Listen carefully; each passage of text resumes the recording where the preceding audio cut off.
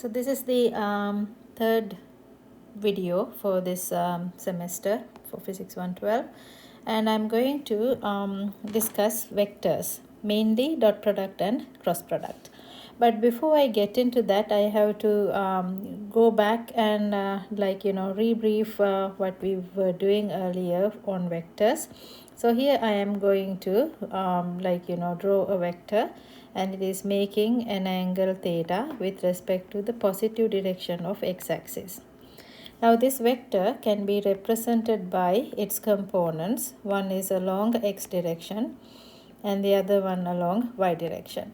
So the same can be represented in the following form with these arrows, and there you have ax. Now I am not drawing the vector sign because the arrow actually does that, and there you have ay.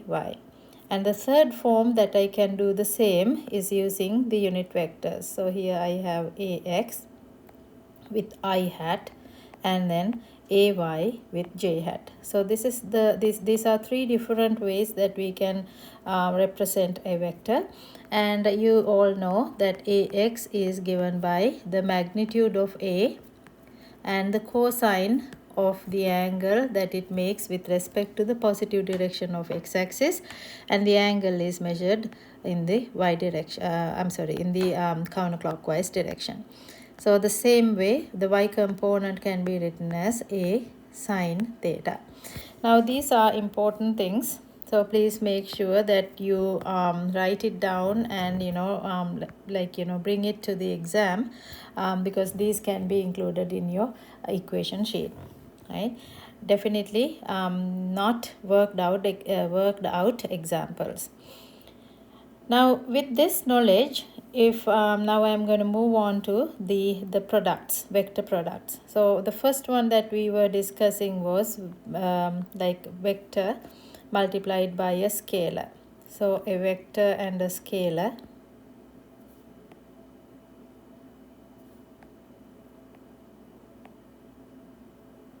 Vector and a scalar. So vector, say it is a, and you want to multiply this by 2. So 2 times a can be written in this form. And if the vector is given as 3i hat plus 2j hat, the vector multiplication by a scalar is pretty straightforward. You distribute the 2 and you simply write 6i hat plus 4j hat. We discussed this in the class, and then it is pretty straightforward, right? And then the second one is important, that is the dot product. And in order to find the dot product, we need the following. We have to have at least two vectors. So we are taking one vector as a, and I'm going to use the same notation. So I have it as ax I hat plus ay, because the point is you don't have to memorize any of these things.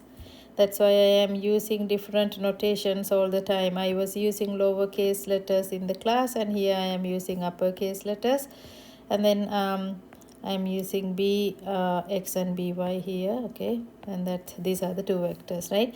So the dot product, the equation is given in this form. The definition, no x here, a dotted to b, and that equals to, let me erase this little dot also, and then it gives you a magnitude of a, magnitude of b, and the cosine angle. So here the angle is between a and b.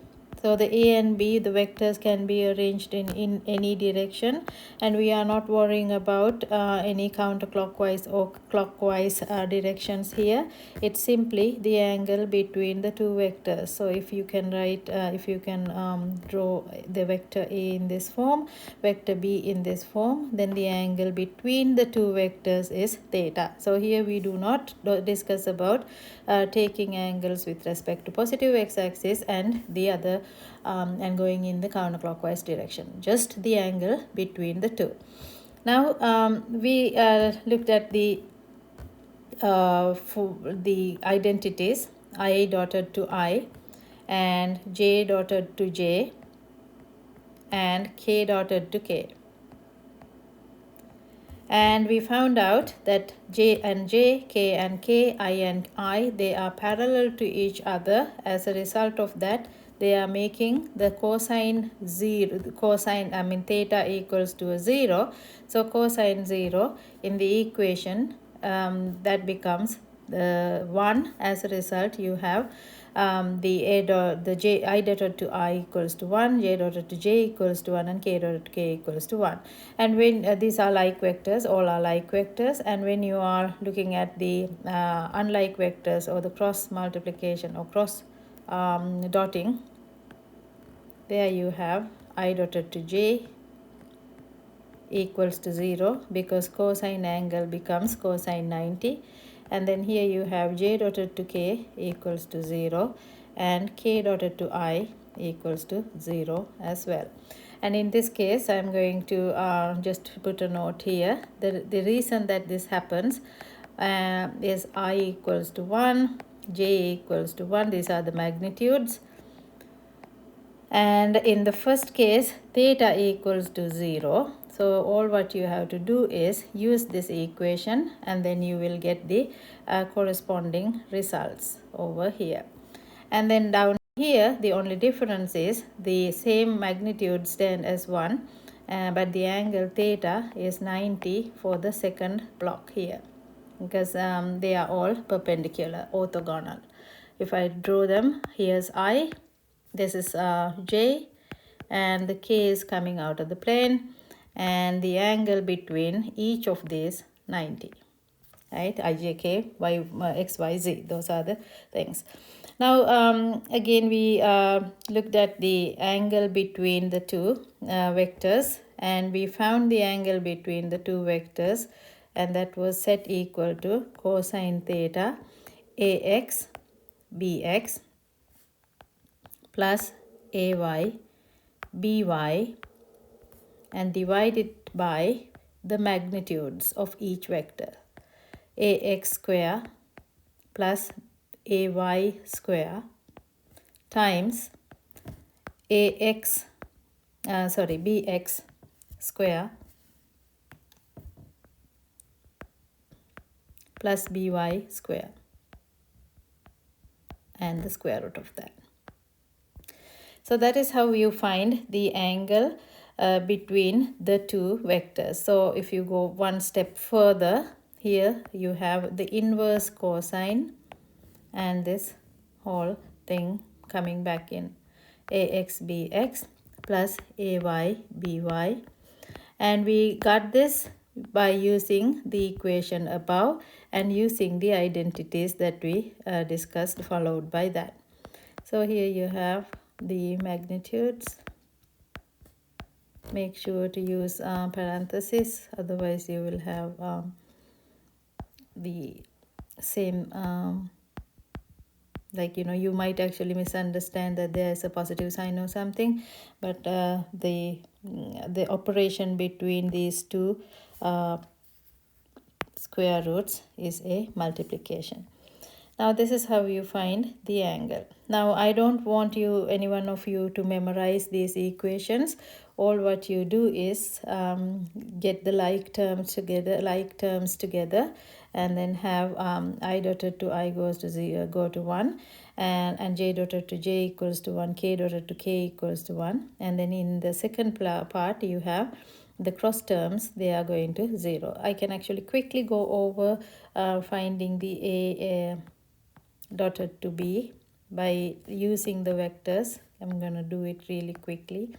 Ax I hat plus ay j hat dot here, and then there you have bx I hat and by j hat. So what we do is we take the terms ax bx and ax by, and the second time we take ay bx and ay by. So as you can see, Here you have the I term, and there you have the I term. So they survive. After you take the dot product, they survive. And what you get is AX, BX. But if you have I term crossing to J term, then they go away. Like, they cancel out, not cancelling out. The I dotted to J equals to 0, so they go away. And then the second one, again, J dotted to I, they are unlike terms, they go away. And here you have the like term staying. However, the most important thing here is that this gives a scalar. As you can see, you do not have any I dots or J dots or K dots in the final answer. Basically, the dot product gives you a scalar. Now, the second thing that we were discussing was the cross product. And after doing the cross product, I will do an example for the dot product. Okay. So here you have the cross product. Again, we have to define two vectors. How about I take them as C, as Cx I hat and Cy j hat, and I'm going to add the third term, the Z component with the k hat. And then the next vector is D. There I have dx I hat plus dy j hat and dz k hat. And also the definition of the cross product is given by the following equation. However, this equation is not widely used because of the reason that it has a vector component attached to it. So I will show you what it is. So unlike cosine, here we have a sine, and then there you have the n hat term. The n hat term tells us that the cross product gives us a vector. Now, please remember that unlike the dot, here the end product is a vector. In the cross, the end product is a vector. Now, there is another way of finding the product here, the cross product, and that is using a matrix. So here I draw the lines, the determinant actually, and then here I have I hat, j hat and k hat. I'm going to use the green for the C vector. So here you have Cx, Cy and Cz, and I'm going to use the blue for the vector D. There you have dx, dy and dz. So when I was explaining this in the class, I kind of showed you a trick to follow. So what I said was pick the I hat column first and then cover the column, the I hat column, cover this, and then look at the other two and take the product going from top to bottom and then subtract going from bottom to top. So that is how I draw the arrows in the determinant, and there you see the I hat component. And we do the same for j hat. First you write the j hat, but when you write it, you add a negative sign. And there you cover that column, and then you go from Cx to dz. I am not going to draw the arrows here, top to bottom, because it might actually, make it a mess. And then minus bottom to top, dx cz. I think I made a mistake here. Let me get rid of that. Yeah. And so cx dz and dx cz. Yeah. And then the last one is k. Again, we are coming back to the positive sign, and we follow the same thing as we did earlier. We cover the column, this column, and I think I can draw the arrows here, cx dy minus dx cy, cx dy minus dx CY. So again, I don't recommend any one of you to memorize this. You can't memorize it. All what you have to do is take the vector, and if you have just fill out the matrix, the determinant ijk. First you write ijk and then corresponding coefficients underneath. And then if you don't have a value, for example, if you have the vector c given to you as 3i hat plus 4k hat, then you can expand this and write down ci hat plus 0j hat plus 4k hat. So you have the components or the coefficients for all three vectors, and then the same for d. And then you can fill it out and then follow the method. First pick I hat, cover the column, and get the product the way how I taught you earlier. Now I am going to give you an example for the dot product. We did a couple of examples in the class, but this is going to be a new one because the main reason for choosing this example for the dot product is one, your quiz. The second one is your homework. Now let's say you have two vectors. One vector given to you as A, 30 degrees with respect to the positive x-axis. And then there is another vector given to you, let's say B,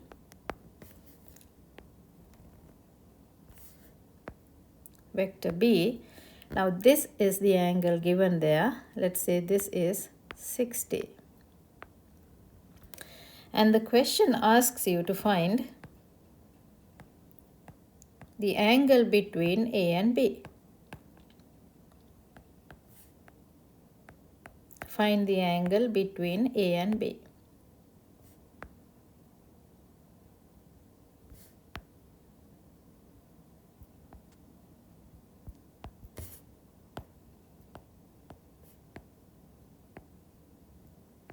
A and B.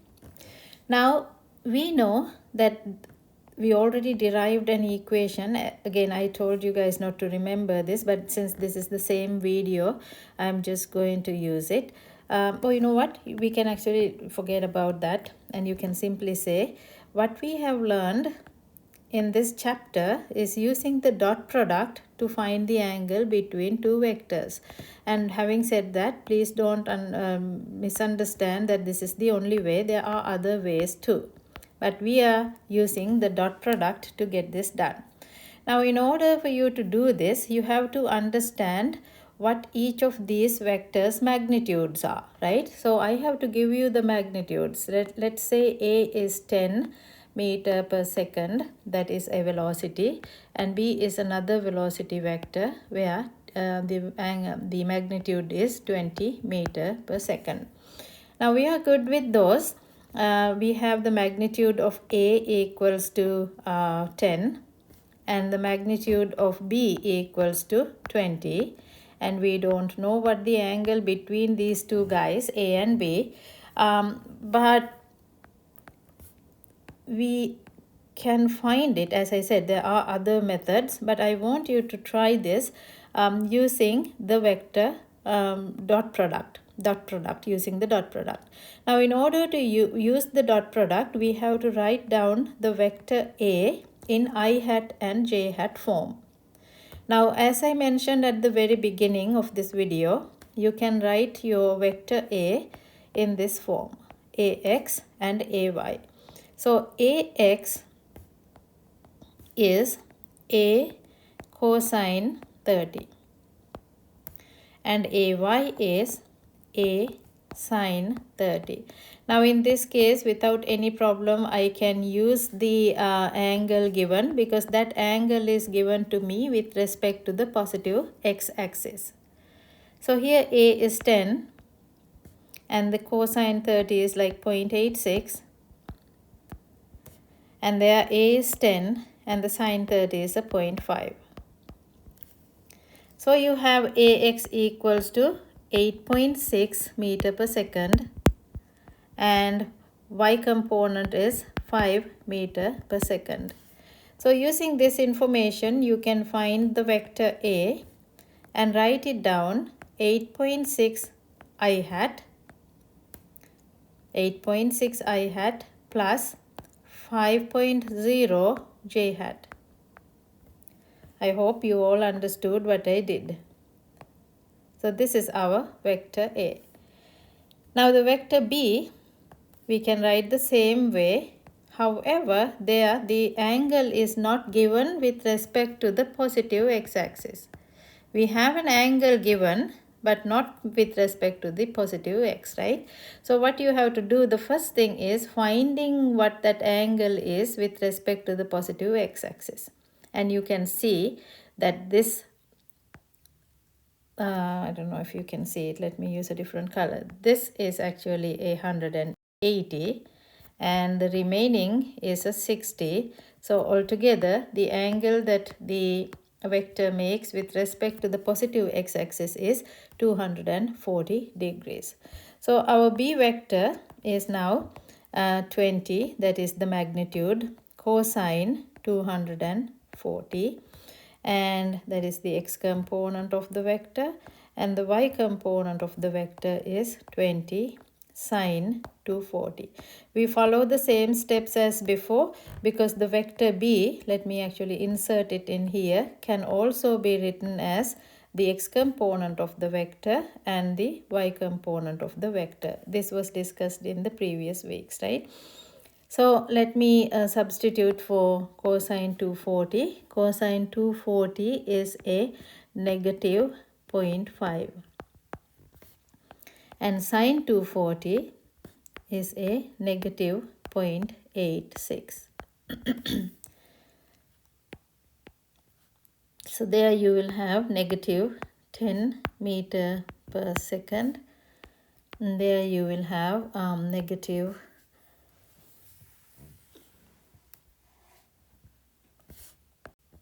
17.2 meter per second. So you have B vector given to you 10 I hat minus 17.2 j hat. I did not write the units, but they are there. Just remember that. Now, so this is our vector B. Now that we have the A and B vectors written in the form of I hat and j hat, we can go to the original equation where we have A dotted to B 10 times 20 times cosine theta equation. Now cosine theta, let's write down the cosine theta equation that we derived at the beginning, where you have AX BX plus AY BY divide by the magnitude of A and the magnitude of B. So the good thing here is magnitude of A and magnitude B already given to us, and AX is 8.6, BX is negative 10 plus AY is 5, BY is negative 17.2. And down here you have A equals to 10 and B equals to 20. And that is our cosine theta. So when you do the math, you will see, first of all, you will see the denominator is 200 over here. And then the numerator is 70.2, denominator is 200, and then do the math, and there you will have the final answer as 149.31. As I said, there are other methods of doing this. I mean, simply, if you look at this, look at the picture, and if you draw the two vectors on one coordinate system, you will see that the difference between the two is actually 150 degrees. Since we dropped some of the decimals along the way, we ended up with 149.31.